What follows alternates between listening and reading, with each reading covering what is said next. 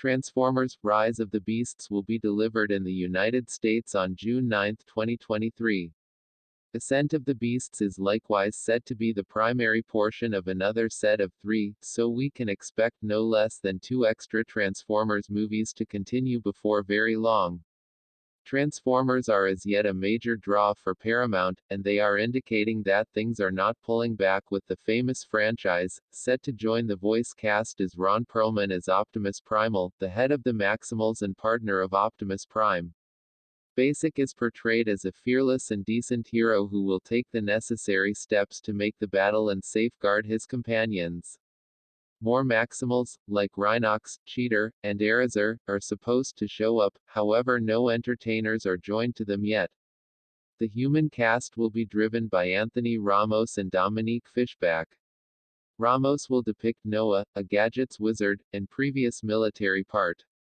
Fishback is playing Elena, a scientist at a historical center who is attempting to get an advantage in her vocation. Ramos and Fishback will be participated in the true-to-life cast by Luna Lauren Velez and Toby N.W. Igwe. Right now, their characters and storylines are as yet unclear. We can probably expect further declarations of surprisingly realistic cast individuals and voice entertainers of affirmed Transformers before very long, paving the way to the delivery. As of this composition, none of the human characters from the past movies will return. One name that we know without a doubt is returning is Peter Cullen, voice entertainer for Optimus Prime. Cullen has loaned his voice to the Autobot pioneer since the first 1984 Energized series, repeating the job in various subsequent series and each of the 6 past true-to-life films. Dee Bonaventura said that getting Cullen to repeat his job was an unquestionable necessity.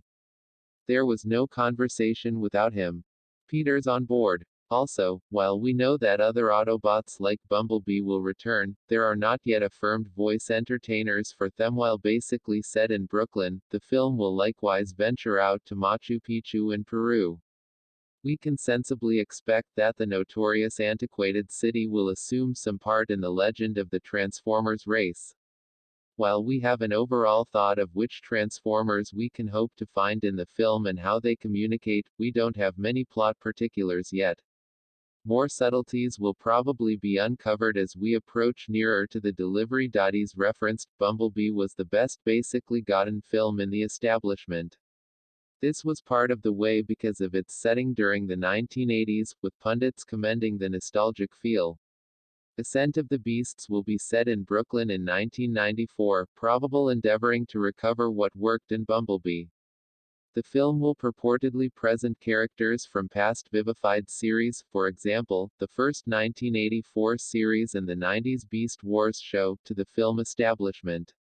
We can hope to see the Maximals, Predacons, and Terrorcons all partake in the long-running fight between the Autobots and Decepticons. While the Decepticons will in any case assume a part, it looks like the Terrorcons will be the new essential villains.